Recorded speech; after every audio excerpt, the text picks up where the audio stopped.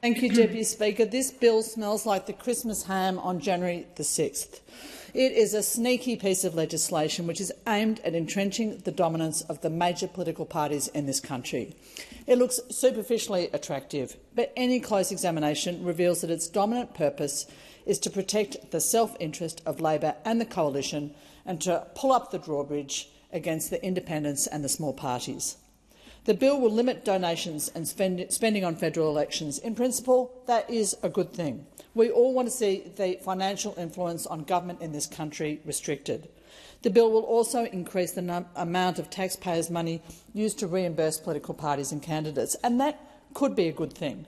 However, caps on spending benefit those MPs who are already in this parliament over the candidates who choose to run against them at elections. They allow parties to concentrate their spending on target seats. They enable them to outspend independent candidates in those seats. Similar legislation, we've seen it already in Victoria and New South Wales, decimated independent representation in those states, and it shored up the flagging, bloated and tired major parties. Donation caps do not prevent cash for access payments to ministers or to shadow ministers, and they are unlikely to limit the effect of the associated entities, which now account for a third of the cash which flows to the Liberal and Labor parties.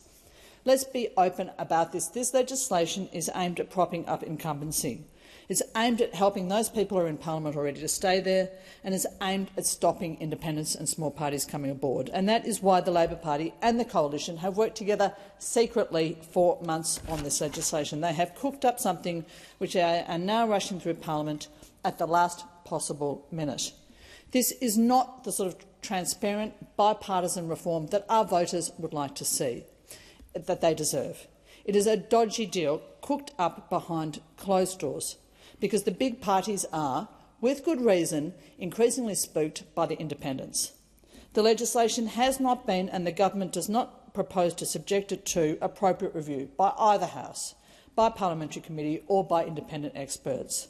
It won't affect the 2025 election, so there is absolutely no reason to push it through with this unseemly haste.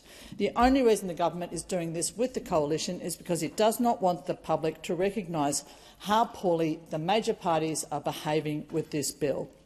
Deputy Speaker, in 2022, 1/3 of Australian voters voted for independence and for small parties. In 2025, we will encourage them to remember this sort of cynical political manoeuvring when they decide who they can trust to represent them further.